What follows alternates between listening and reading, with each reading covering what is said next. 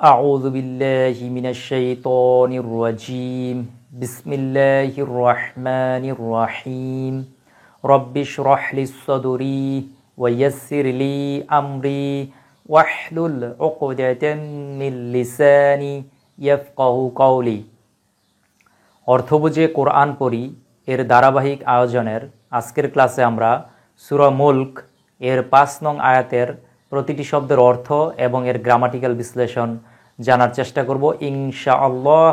ওয়া মা তাওফিকি ইল্লা বিল্লাহ আলাইহি তাওয়াক্কালতু ওয়া ইলাইহি উনীব।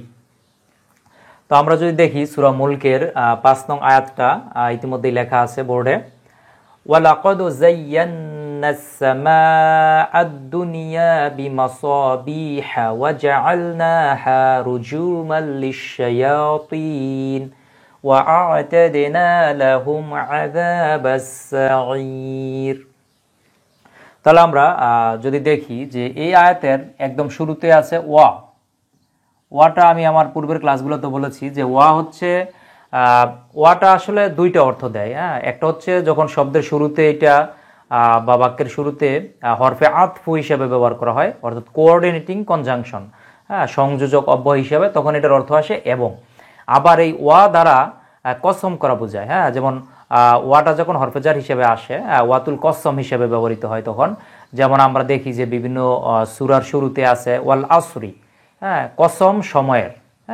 এটা হচ্ছে ওয়াটা যখন শব্দের শুরুতে থাকে এবং ওই শব্দের শেষে যখন একটা কাসরা বা জের দেয় তখন এটা দ্বারা কসম করা বোঝায়। যেমন ওয়া তিনি, শপথ তিনের, ওয়া জাইতুনি, শপথ জাইতুনের, ওয়াস সামাই যাতিল বুরুজ, কসম দুর্গ বিশিষ্ট আকাশের।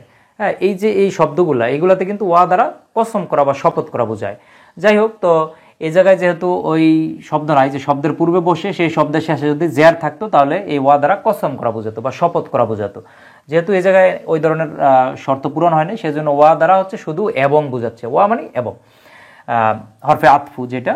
তাহলে ওয়া লাকাদু আরবিতে কদ শব্দটা এটা দ্বারা নিশ্চয়তা বোঝানো হয়, কদ, এটা অবশ্যই।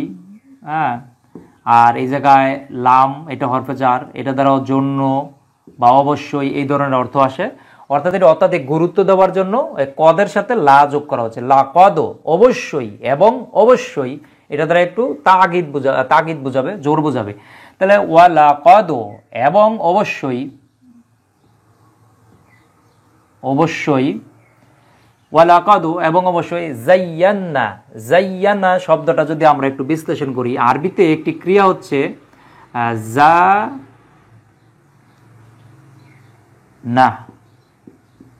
জানা, অর্থাৎ যে সাজানো।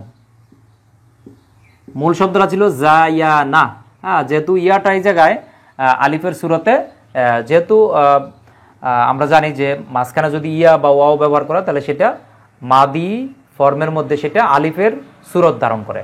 যাই হোক, সংক্ষেপে যদি আমরা বলি যে আরবি ক্রিয়া হচ্ছে জানা, এটার অর্থ হচ্ছে সাজানো। তখন এটা হচ্ছে 3 বর্ণ বিশিষ্ট মূল ক্রিয়া, অর্থাৎ এটা 1 নং ফর্ম। এর যদি আমরা 2 নং ফর্ম তৈরি করি তখন জাইয়ানা হবে, ইয়ার উপরে তাজ দিতে হবে, জাইয়ানা অর্থ হচ্ছে শোভা বর্ধন করা বা অলঙ্কৃত করা, বা মেন কথা হচ্ছে সাজানো, ডেকোরেট করা, কোনো কিছুকে বিউটিফাই করা, এটা আসবে। শোভাবর্ধন করা বা সাজানো, অলঙ্কৃত করা, এই অর্থটাই আসবে। তো জাইয়ানা যে শব্দটা, এটা হচ্ছে 3rd পারসন সিঙ্গুলার, অর্থাৎ সে শোভাবর্ধন করলো, বা সে অলঙ্কৃত করলো, এটা আসবে 3rd পারসন সিঙ্গুলার। তো আমরা জানি যে কোনো মাদি ফর্মের, অতীতকালের ফর্মের সাথে যদি আমরা একটা নুন যোগ করি, নুনের সাথে একালিফ যোগ করি, তখন সেটা আমরা অর্থ আসে। অর্থাৎ ফার্স্ট পারসন প্লুরাল সাবজেক্ট হয়ে যায়।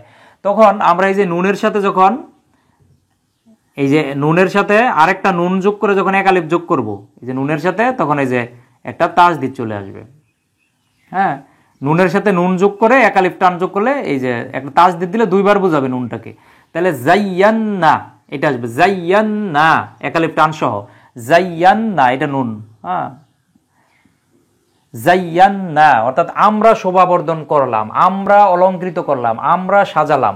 সাবজেক্টটা হয়ে যাবে তখন উই হয়ে যাবে সাবজেক্ট। হ্যাঁ, এই নুনের সাথে এক আলিফ যখন যোগ করে দিব আমরা, তাহলে আগে ছিল একটা নুন জাইয়ানা, তার সাথে আমরা আরেকটা নুন যোগ করলাম এবং এক আলিফ যোগ করলাম, তাহলে জাইয়ান্না।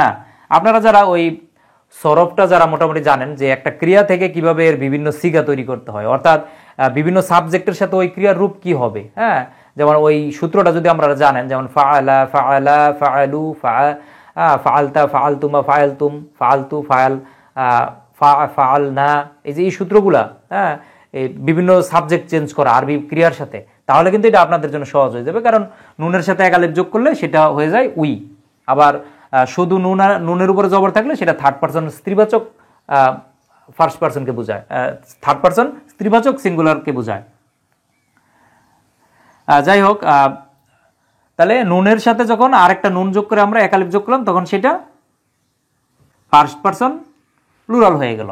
হ্যাঁ, যে জাইয়ান্না অর্থ দাঁড়াবে তখন আমরা শোভাবর্ধন করলাম, আমরা বা আমরা সাজালাম। তাহলে অর্থটা কি দাঁড়াবে? আমরা সাজালাম, আমরা সাজালাম, সাজালাম বা আমরা শোভাবর্ধন করলাম। তাহলে ওয়ালাকাদ এবং অবশ্যই জাইয়ান্না আমরা শোভাবর্ধন করলাম। তো এখন জাইয়ান্না এটার সাথে পরের শব্দটা যদি আমরা দেখি, আলিফ লাম যোগ করা আছে, এর উপরে কোনো হরকত নাই, কারণ হচ্ছে এই পরে যে সিনটা, এই সিন হচ্ছে আল হুরুফুস শামসিয়াত বলা হয় একে। আরবি বর্ণমালাগুলোকে দুই ভাগে ভাগ করা হয়, একটা হচ্ছে আল হুরুফুল শামসিয়াত আর একটা হচ্ছে আল হুরুফুল কমারিয়াত। একটা হচ্ছে সূর্যাক্ষর, একটা চন্দ্রাক্ষর। যদি সূর্যাক্ষরের পূর্বে যদি আলিফ লাম বসানো হয় তাহলে সেই আলিফ লামের উচ্চারণ হয় না এবং সেই হরফের উপরে তো একটা তাসদিদ দিতে হয়, এটা হচ্ছে সূত্র।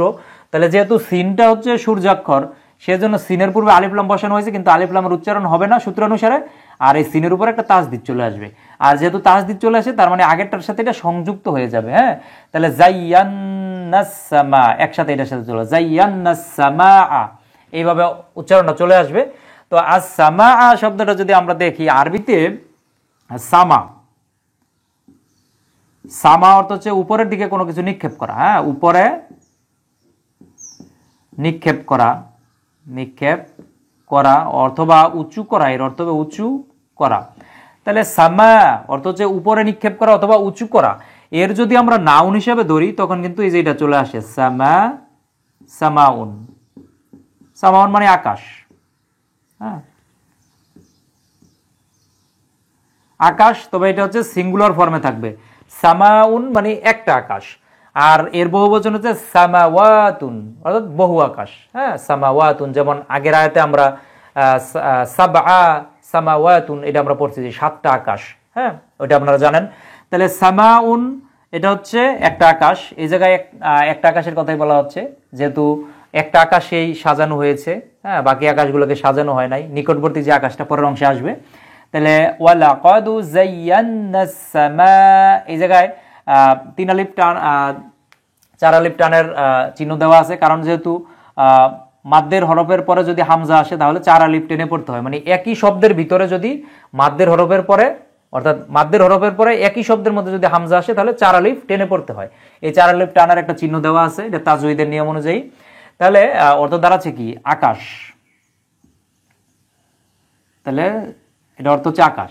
তাহলে ওয়ালাকাদ জাইয়ান্নাস সামাআ, তাহলে সামাআ এই জায়গায় ছিল সামাউন আকাশ, কিন্তু এই যে জাইয়ানা আমরা সাজিয়েছি, তখন কি সাজিয়েছি আমরা যদি দেখি যে এই জায়গায় সামাউন শব্দটা এই জায়গায় অবজেক্ট হিসেবে ব্যবহার করা হয়েছে। আমি আমার আগের আয়াতেও বলেছি যে কোনো ইসেমের শেষে যদি পেশ থাকে তাহলে সেটা সাবজেক্ট, কোনো ইসেমের শেষে যদি জবর থাকে তাহলে সেটা অবজেক্ট, কোনো ইসেমের শেষে যদি জের থাকে তাহলে সেটা পসেসিভ ফর্ম বা মাজরুর ফর্ম হয়।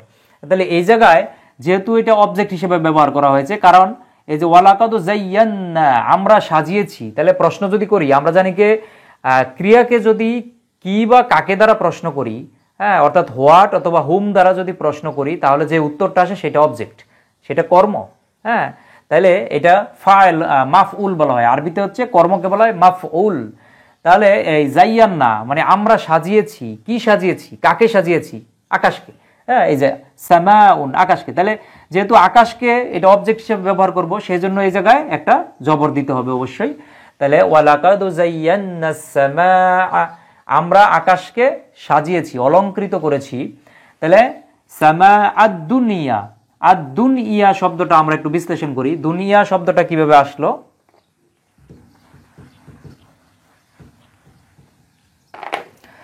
আরবিতে একটি ক্রিয়া হচ্ছে দানা, দানা, দানা। তো এই দানা ক্রিয়া, এর অর্থ হচ্ছে নিকটবর্তী হওয়া,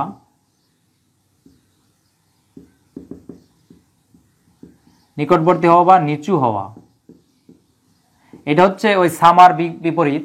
যেমন সামা অর্থ হচ্ছে উঁচু হওয়া বা কোনো কিছু উঁচুতে নিক্ষেপ করা, আর দানা এর অর্থ হচ্ছে নিচু হওয়া, কাউকে নিচ হীন মনে করা, নিচু হওয়া বা নিকটবর্তী হওয়া, এটা আসবে। তো নিকটবর্তী হওয়া বা নিচু হওয়া, দানা। তো এই দানা, এই ক্রিয়ার এটা হচ্ছে একটা ভার্ব, নর্মাল মাদি ভার্ব। এখন আমরা জানি যে ইংরেজিতে যেমন ডিগ্রি আছে, আরবিতে আছে তাফদিল। এটা আধিক্যবাচক, অর্থাৎ কম্পারেটিভ ডিগ্রি এবং সুপারলেটিভ ডিগ্রি। তো আমরা যদি আপনারা যদি এই ক্রিয়াগুলোর, আরবি ক্রিয়াগুলোর যদি ভার্বগুলো দেখেন, যে ভার্বের যেই সরফে সগির, যেটা মেন বিষয়গুলো থাকে, অথবা সরফে কবির, সরফে কাবির প্রয়োজন নাই, মানে সরফে সগির যেটা, মানে সংক্ষিপ্ত যেই ভাবের যে স্ট্রাকচারগুলো যদি দেখেন তখনই পাবেন যে এই দানা এই ক্রিয়ার সুপারলেটিভ ডিগ্রি আদনা। আদনা মানে অধিকতর, নিকটবর্তী, নিকটবর্তী। হ্যাঁ, আদনা মানে অধিকতর, নিকটবর্তী। এটা কম্পারেটিভ বা সুপারলেটিভ। আর আমরা জানি যে আরবিতে এই কম্পারেটিভ এবং সুপারলেটিভে একই ফর্ম ব্যবহার করা হয়। ইংরেজিতে যেমন আমরা মোর বা মোস্ট ব্যবহার করি, বা ইয়ার যোগ করলে কম্পারেটিভ, ইএসটি যোগ করলে সুপারলেটিভ, কিন্তু আরবিতে একই স্ট্রাকচার, এটা কম্পারেটিভও হতে পারে, এটা সুপারলেটিভও হতে পারে। দেখতে হবে পরে মিন আছে কিনা। যদি মিন থাকে তাহলে কার থেকে, মানে দুইটা বুঝালে কম্পারেটিভ, আর অনেকের মধ্যে বুঝালে সুপারলেটিভ হয়ে যায়। এটা সহজ। তো আদনা অধিকতর নিকটবর্তী বা অধিকতর নিচু, হ্যাঁ, এই জিনিসটা আসবে। তাহলে এই আদনা হচ্ছে আবার এটা হচ্ছে ম্যাসকুলিন, অর্থাৎ মুযাক্কার, এটা পুরুষবাচক শব্দ। আদনা, আর যদি এর আমরা এটা হচ্ছে মুযাক্কার, পুরুষবাচক, হ্যাঁ, এর যদি মুয়ান্নাস আমরা তৈরি করি, অর্থাৎ স্ত্রীবাচক কম্পারেটিভ ডিগ্রি তৈরি করি, স্ত্রীবাচক সুপারলেটিভ ডিগ্রি তৈরি করি, তখন এটা আসবে দুনিয়া, দুনিয়া। হ্যাঁ, দুনিয়া মানে কি? তাহলে সবচেয়ে নিকটবর্তী বা অধিকতর নিকটবর্তী, এটা আসবে। হ্যাঁ, বা সুপারলেটিভ কম্পারেটিভ দুইটাই আসবে। তাহলে সবচেয়ে নিকটবর্তী, অথবা যেহেতু নিচু হওয়া আছে, তার মানে কি সবচেয়ে নিচু।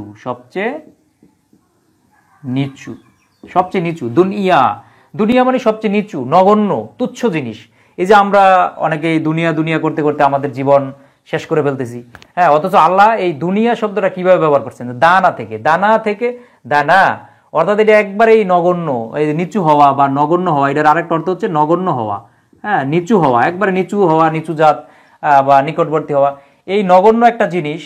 এবং এইটার হচ্ছে সুপারলেটিভ ডিগ্রি, দুনিয়া সবচেয়ে নগণ্য। হ্যাঁ, অর্থাৎ আল্লাহর কাছে এই দুনিয়ার কোনো গুরুত্বই নাই। ঠিক আছে, একবারে নগণ্য একটা জিনিস। এই দুনিয়ার জন্য আমরা জান প্রাণ সবকিছু দিয়ে দিচ্ছি, অথচ আখিরাত, ওয়াল আখিরাতু খায়রু ওয়া আবকা, যে আখিরাতের জীবন হচ্ছে খায়র, উত্তম, এবং আবকা, চিরস্থায়ী। অথচ আমরা দুনিয়ার জন্য কিন্তু আমরা আমাদের দেখা গেল যে আমলনামা নষ্ট করতেছি, হ্যাঁ, শুধু দুনিয়া করে, অর্থাৎ আখিরাতের জন্য আমাদের কোনো প্রস্তুতি নাই। তাহলে যাই হোক, এই শব্দটার জন্য আসছে কথাটা, যে দুনিয়া মানে সবচেয়ে নগণ্য, সবচেয়ে নিকটবর্তী, সবচেয়ে তুচ্ছ, ছোট, নগণ্য, এই জিনিসগুলো আসবে। তাহলে এই দুনিয়া শব্দ হচ্ছে সবচেয়ে নিকটবর্তী, সবচেয়ে নিচু, হ্যাঁ, সবচেয়ে নগণ্য। তো এই জায়গায় আমরা কোন শব্দটা ধরবো? দুনিয়া মানে সবচেয়ে নিকটবর্তী। যেহেতু আকাশের কথাটা বলা আছে, যে সবচেয়ে নিকটবর্তী যে আকাশ, সেটাকেই আমরা সাজিয়েছি, আল্লাহ এই জায়গায় বলছেন। তাহলে সবচেয়ে নিকটবর্তী,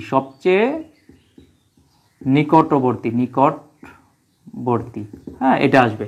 তাহলে অর্থটা কি দাঁড়াচ্ছে দেখুন, ওয়ালাকাদ যায়্যানাস সামাআদ দুনিয়া, সবচেয়ে নিকটবর্তী আকাশকে আমরা অবশ্যই সাজিয়েছি।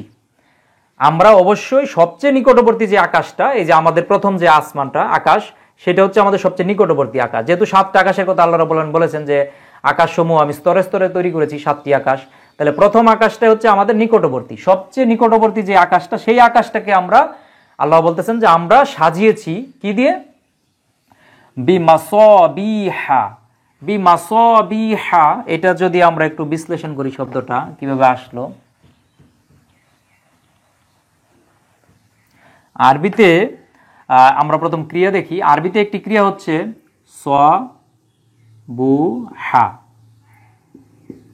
সবুহা অর্থ হচ্ছে চকচক করা, চকচক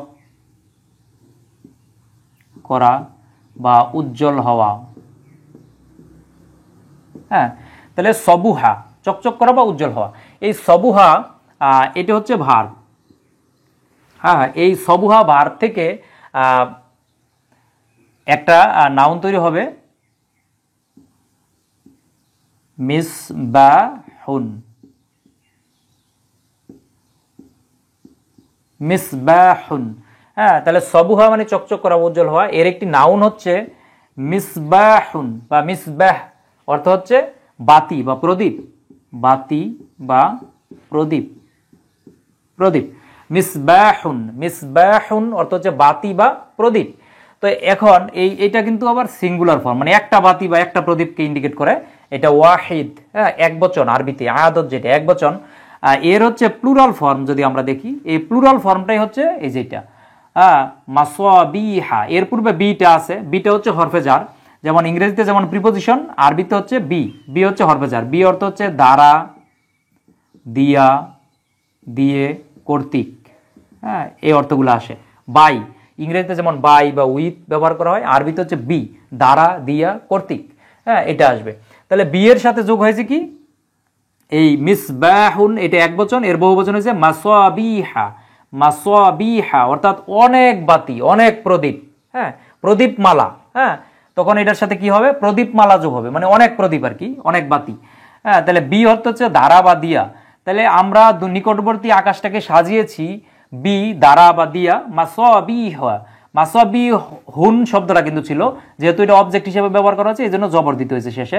বি মাসাবিহা অর্থাৎ প্রদীপ মালা দিয়া, প্রদীপ মালা দিয়ে, অর্থাৎ বাতি দিয়ে, অনেক বাতি, অনেক প্রদীপ দিয়ে একে সাজানো হয়েছে, প্রথম আকাশটাকে। হ্যাঁ, সাজানো হয়েছে। ওয়ালাকাদ যায়্যানাস সামাআদ দুনিয়া বিমাসাবিহা, নিকটবর্তী আকাশকে আমরা অনেক প্রদীপ দিয়ে বা প্রদীপ মালা দিয়ে অবশ্যই সাজিয়েছি। ওয়া, ওয়া অর্থ হচ্ছে এবং, এটা হরফে আতফু, এই যে আগেরটার মতোই, এটা দ্বারা শুধু এবং বোঝাবে, দুইটা সংযুক্ত করার জন্য কোঅর্ডিনেটিং কনজাংশন বা সংযোজক অব্যয়। জাআলনাহা, জাআলনাহা, নুনের সাথে খাড়া জবর এক আলিফ টান দেওয়া আছে। আরবিতে একটি ক্রিয়া হচ্ছে জাআলা। জাআলা মানে সৃষ্টি করা, সৃষ্টি করা। এই জাআলা এটা অতীতকালের ফর্ম, সৃষ্টি করলো। হ্যাঁ, সংক্ষেপে আসবে সৃষ্টি করলো। আরো সুনির্দিষ্টভাবে যদি বলি তাহলে সে সৃষ্টি করলো, একজনকে, থার্ড পারসন সিঙ্গুলারকে ইন্ডিকেট করে এটা, এবং থার্ড পারসন সিঙ্গুলার সাবজেক্ট এর সাথে হিডেন আকারে থাকে। জাআলা মানে তিনি সৃষ্টি করলেন বা সে সৃষ্টি করলো, সে বানালো, তিনি বানালেন, এটা আসবে। হ্যাঁ, তো এই জাআলা এটার সাথে থার্ড পারসন সিঙ্গুলার হি আছে। এখন এই জায়গায় ব্যবহার করেছে জাআলনাহা, এই জায়গায় দুইটা অংশ, জাআলনা, এই নুনের সাথে এক আলিফ টান। তো আমরা জানি যে জাআলা যেই ভার্বটা থাকে, যে ফেলটা থাকে আরবিতে অতীতকালের, সেই ফেলের শেষে যদি নুন আলিফ জবর না যোগ করি তাহলে সাবজেক্ট হয়ে যায় উই। নুন আলিফ জবর না যোগ করে দিলে ভার্বের সাথে উই যোগ হয়, মানে সাবজেক্ট উই হয়। যেমন জাআলা ছিল আগে, তাহলে জাআলনা, এখন লামের উপরে সুকুন দিয়ে নুনের সাথে এক আলিফ যোগ করে দিতে হবে, জাআলনা, অর্থাৎ আমরা সৃষ্টি করলাম, আমরা বানালাম। হ্যাঁ, এটা তখন সাবজেক্ট উই হবে। এই হি থেকে সাবজেক্টটা তখন উইতে কনভার্ট হবে। হ্যাঁ, উই হবে সাবজেক্ট, জাআলনা। এই জায়গায় যদি আমরা বলতাম জাআলতা, তাহলে অর্থ হলো তো তুমি সৃষ্টি করলে। যদি বলতাম জাআলতু, তাহলে অর্থ হতো আমি সৃষ্টি করলাম। হ্যাঁ, শেষে তু থাকলে সাবজেক্ট হয়ে যায় আই, তাহলে শেষে নুনের সাথে জবর থাকলে সাবজেক্ট হয়ে যায় উই। এ সহজ বিষয়, যারা সরফ জানেন তাদের জন্য এটা সহজ। হ্যাঁ, তাহলে জাল না মানে আমরা সৃষ্টি করলাম, হ্যাঁ, তারপরে কি আছে হা, হা মানে আরবিতে এই একটা আছে হু আর একটা আছে হা, এই দুইটাই দমির, দুইটার অর্থই সে, এটার অর্থ সে, হু অর্থ সে, হা অর্থ সে। তবে এই হুটা হচ্ছে পুরুষবাচক শব্দের ক্ষেত্রে হু ব্যবহার করা হয়, আর হায়ের সাথে একালিফ টান যোগ করা হয়, কি হাটা স্ত্রীবাচক মুযাক্কার কোনো কিছুর সাথে ব্যবহার করা হয়। তো সামাউন দুনিয়া, এই যে জায়গায় সাজানো বিষয়টা সামাউন দুনিয়া, পৃথিবীতে যে জিনিসটা একটা আছে দুনিয়া, হ্যাঁ, সেগুলা সাধারণত স্ত্রীবাচক শব্দ হিসেবে ধরা হয়। হ্যাঁ, যেহেতু আরবিতে এই দুইটাই জেন্ডার, দুইটা জেন্ডার ব্যবহৃত হয়, যেমন একটা হচ্ছে পুরুষবাচক মুযাক্কার আর একটা হচ্ছে স্ত্রীবাচক মুয়ান্নাস। তো যদি মুয়ান্নাস থাকে আর আরবিতে যে জিনিসটা একটা বস্তু আছে পৃথিবীতে একটাই আছে, সেটাকে স্ত্রীবাচক শব্দ হিসেবে ধরা হয়। হ্যাঁ, তো এই জায়গায় যেহেতু জাআলনা হা, আমরা এটি তৈরি করেছি, একটা বিষয়কে ইন্ডিকেট করা হচ্ছে। হ্যাঁ, এই নিকটবর্তী আকাশটার যে দুনিয়ার যেটা নিকটবর্তী আকাশ যে ইয়াগুলো আছে তাকে বোঝানোর জন্য এটা স্ত্রীবাচক শব্দ হিসেবে ব্যবহার করা হয়েছে, এই জন্য একে হা বসানো হয়েছে। হা মানে ইহা, হ্যাঁ, ওই স্ত্রীবাচক কোনো কিছু এটা আসবে থার্ড পার্সনের। হ্যাঁ, এটা হচ্ছে দমির সর্বনাম ইহা, জাআলনা হা, তাহলে ইহা সৃষ্টি করেছি, আমরা সৃষ্টি করেছি, আমরা ইহা সৃষ্টি করেছি। হ্যাঁ, কথাটা যদি মিলিয়ে লিখি, আমরা ইহা সৃষ্টি করেছি।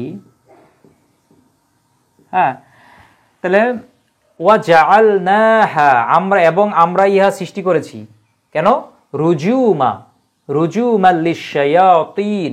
তাহলে রুজুমা শব্দটা যদি আমরা একটু বিশ্লেষণ করি, আরবিতে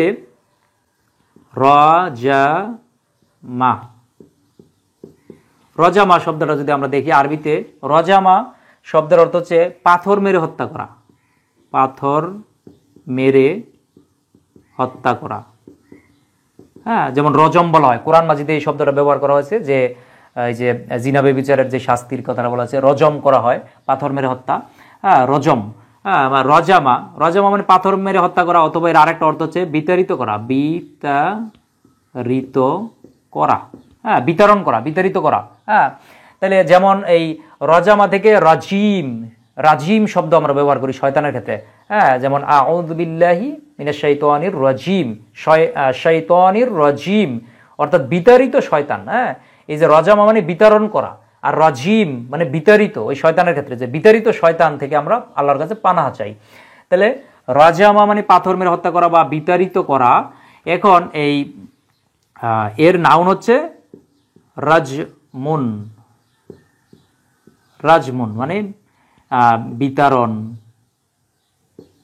বা পাথর মেরে হত্যার যে কাজটা, সেটা যে রজম, যেটা আমরা বলি রজম করা। তো এই জায়গায় এই রজমুন এর আরেকটা, এই জায়গায় রজমুনের এটা হচ্ছে এই বিতরণ বা উল্কা, হ্যাঁ, বা যা নিক্ষেপ করা হয়, যা নিক্ষেপ করা হয়। তাহলে অথবা এটি দ্বারা ক্ষেপণাস্ত্র বোঝানো হয়। রাজমুন অর্থ হচ্ছে বিতরণ বা উল্কা, অথবা যে মানে যা নিক্ষেপ করা হয়, নিক্ষিপ্ত পাথর বা যেটা উল্কা, বা ক্ষেপণাস্ত্র, যা নিক্ষেপ করা হয়, যা ক্ষেপণ করা হয়, হ্যাঁ, সেটাই ক্ষেপণাস্ত্র বা উল্কা। তাহলে রাজমুন মানে উল্কা বা ক্ষেপণাস্ত্র বা যা নিক্ষেপ করা হয় এমন কোনো জিনিস। এটা হচ্ছে সিঙ্গুলার ফরম্যাটে আছে। তো এর প্লুরাল ফর্ম হচ্ছে এই রুজুম। হ্যাঁ, রুজুমুন এটা হচ্ছে অনেক উল্কা বা ক্ষেপণাস্ত্র অথবা যা নিক্ষেপ করা হয় এমন অনেক বিষয় একত্রে, এটা প্লুরাল ফর্মে থাকবে। তাহলে রুজুম, হ্যাঁ, প্লুরাল ফর্মে থাকবে। তাহলে এই রুজুম শব্দটা এই জায়গায় ব্যবহার করা হচ্ছে। হ্যাঁ, রুজুমুন, তো রুজুমুন না হয়ে এই জায়গায় রুজুমান হয়েছে, কারণ হচ্ছে ওই যে আগের মতোই যে এটা বাক্যে কর্ম হিসেবে অর্থাৎ অবজেক্ট হিসেবে ব্যবহার করার কারণে শেষে জবর দিতে হচ্ছে। আর যদি আমরা দুইটা জবর দেই, যেহেতু এটা অনির্দিষ্ট, দুইটা জবর দিলে আবার সূত্র অনুসারে একটা আলিফ যোগ করে দিতে হয় মিমের সাথে, তখন এই মিমটাকে এই যে সংযুক্ত হিসাবে লিখতে হবে এইভাবে। হ্যাঁ, রুজুমান, হ্যাঁ, যে তখন অর্থটা দাঁড়াবে, এটা আবার মাজদার ফর্মে চলে আসে। হ্যাঁ, যে মাজদার ফর্মে, যে তাহলে জাআলনাহা রুজুমান অর্থাৎ উল্কা বা ক্ষেপণাস্ত্র হিসাবে বা বিতরণ হিসাবে, হ্যাঁ বিতরণ হিসাবে হিসাবে বা নিক্ষেপ, যা নিক্ষেপ করা হয় এমন কোনো কিছু আর কি, যা নিক্ষেপ করা হয়, বা উল্কাপিণ্ড, হ্যাঁ উল্কাপিণ্ড, হ্যাঁ যে উল্কাপিণ্ড দিয়ে তাকে কি করা হয়, রজুমাল লিশ-শায়াতিন। শায়াতিন শব্দটা আমরা জানি যে শাইতন মানে একজন শয়তান, আর শায়াতিন হচ্ছে এর বহুবচন মানে অনেক শয়তান, প্লুরাল ফর্ম। হ্যাঁ তাহলে শয়তানদের, তাহলে শয়তানদের জন্য এটা কি, উল্কাপিণ্ড দ্বারা শয়তানদের বিতরণ করা হয়। হ্যাঁ যে যা দ্বারা বিতরণ করা হয় অথবা যা নিক্ষেপ করা হয়, উল্কাপিণ্ড অর্থাৎ রুজুমাল লিশ-শায়াতিন, এটা দ্বারা শয়তানদের উপরে বিভিন্ন কিছু নিক্ষেপ করা হয়। ওয়া অর্থ হচ্ছে আবারও এবং। হ্যাঁ আমরা পরের অংশটা দেখি।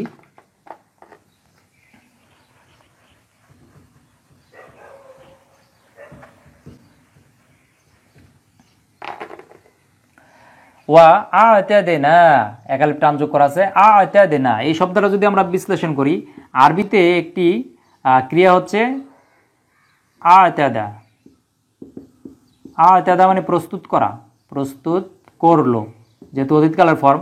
আ'তাদা ইউতিদু, এটা হচ্ছে বর্তমান ভবিষ্যৎ, ইউতিদু। হ্যাঁ তাহলে আ'তাদা প্রস্তুত করলো, আর এটা সে প্রস্তুত করলো, হ্যাঁ থার্ড পারসন সিঙ্গুলার। আর আ'তাদ এর সাথে যদি একটা নুন আলিফ জবর না যোগ করে দেই, না, তাহলে সাবজেক্ট হয়ে যাবে উই। কারণ আগের শব্দে আমি দেখিয়েছি এই যে এই শব্দটাতে জাআলনা, এটাতে আমি দেখিয়েছি যে শেষে নুন আলিফ জবর না যোগ করলে সাবজেক্ট হয়ে যায় উই। তাহলে আ'তাদিনা, তখন এই দালের উপরে সুকুন চলে আসবে, যেহেতু এই নুনটা এটার সাথে আমরা অ্যাটাচ করতেছি। হ্যাঁ এই যে তখন নুনটা এটা চলে আসবে, আর আগের শব্দের মধ্যে একটা সুকুন দিতে হয় সূত্রানুসারে। যে জায়গায় সাফিক্স প্রিফিক্স করব, অর্থাৎ যে জায়গায় সংযুক্ত হবে নতুন কোনো হরফ, সেই শেষ বর্ণের উপরে সুকুন দিয়ে পরের শব্দটা যোগ করে দিতে হয়। এটা আরবি এই সন্ধি বিচ্ছেদ আর কি, যেটা দুইটা একসাথে শব্দ একত্রিত হবে। তাহলে আ'তাদিনা, হ্যাঁ আ'তাদিনা আমরা প্রস্তুত করলাম, অর্থটা দাঁড়াবে কি, আমরা প্রস্তুত করলাম। এই যে আ'তাদিনা আমরা প্রস্তুত করলাম, কি প্রস্তুত করলাম, ওয়া আ'তাদিনা আমরা প্রস্তুত করলাম, লাহুম, লা মানে জন্য, হুম মানে তাদের, তাহলে তাদের জন্য আ'তাদিনা লাহুম আযাবাস সাঈর। তাহলে আযাবা শব্দটা যদি আমরা একটু বিশ্লেষণ করি, আরবিতে আযাবা মানে বাধা দেওয়া বা বিঘ্ন ঘটানো,